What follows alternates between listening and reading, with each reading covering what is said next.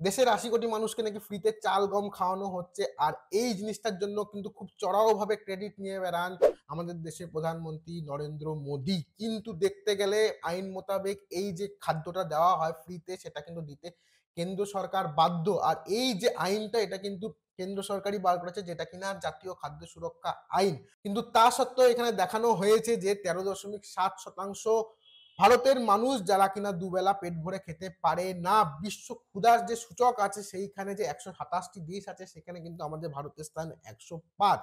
আর সেইখানে দাঁড়িয়েও ১৮২৩ কোটি টাকার খাদ্যশস্য নষ্ট হচ্ছে, যেটা কিনা নষ্ট হয়েছে মোদি জমানায় গত ৫.৫ বছরে। আর এই যে রিপোর্টটা, এই রিপোর্টটা কিন্তু এসেছে কেন্দ্র সরকারের খাদ্য ও গণবন্টন যে দপ্তর আছে সেখান থেকে। আর সেখান থেকে দেখানো হয়েছে যে এটার জন্য কিন্তু পুরোপুরি দায়ী হচ্ছে সরকারি গাফিলতি।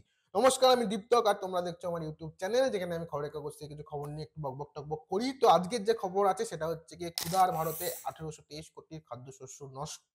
তো একটু আগে যে রিপোর্টের কথাটা বললাম সেই রিপোর্টটা কিন্তু বেশ উদ্বেগজনক।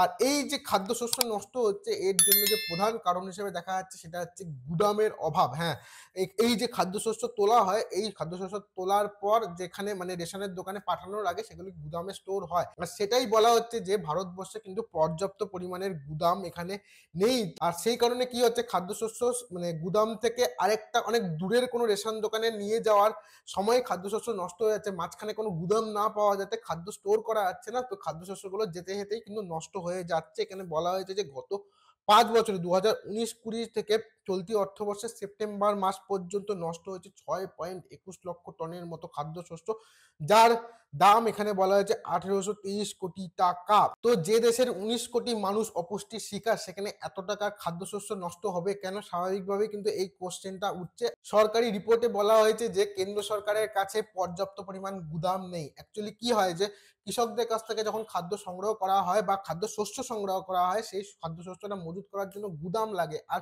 সেই গুদামের সংখ্যা আমাদের টোটাল ভারতবর্ষে আছে হচ্ছে ২,১৮১টি। আর তার মধ্যে ফুড কর্পোরেশনের আন্ডারে আছে মাত্র ৫৭০টি। বাকি যে আছে ১,৬১১টি সবকটি গোডাউনই কিন্তু সরকারের ভাড়া নেওয়া। আর এখানে এই যে পর্যাপ্ত পরিমাণ গুদাম যে নেই সরকারের কাছে সেটার কারণ হিসেবে দেখানো হয়েছে যে এই জাতীয় সুরক্ষা আইনটাকে নাকি মসৃণভাবে চালানোর জন্যই নাকি কেন্দ্র সরকার পর্যাপ্ত পরিমাণে গুদাম তৈরি করতে পারেনি। তো এই জিনিসটা আমি বুঝলাম না, এই আইনটাকে মসৃণ করার জন্য গুদাম না তৈরি করার কি কারণ হতে পারে? তো এখানে বলা হয়েছে যে ২০২৩-২৪ অর্থবর্ষে ৫০,১০০ টন মানে ১০০ মেট্রিক টন খাদ্যশস্য মজুত রাখার জন্য গুদাম তৈরির টার্গেট ছিল এফসিআই এর। কিন্তু তা বাস্তবে মাত্র হয়েছে ১,৭৬০টি গোডাউন।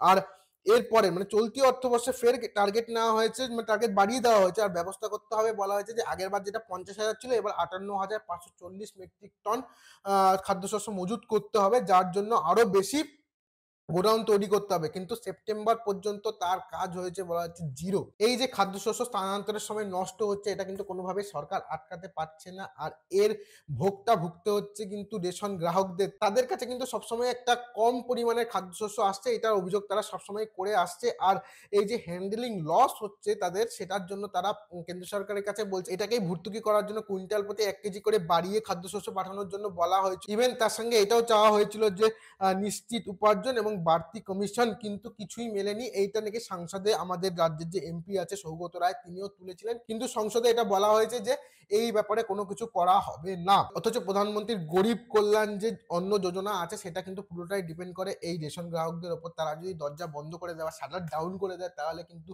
মোদির এই প্রকল্পটা সম্পূর্ণভাবে বন্ধ হয়ে যাবে। আর এর জন্যই মানে এরকমই একটা জিনিস আসতে চলেছে। বলা হয়েছে যে ৭ই জানুয়ারি মানে পরের বছর ৭ই জানুয়ারি এই যে রেশন গ্রাহকরা আছে তারা দিল্লিতে মোদী সরকারের এগেইনস্টে প্রতিবাদ জানাবে।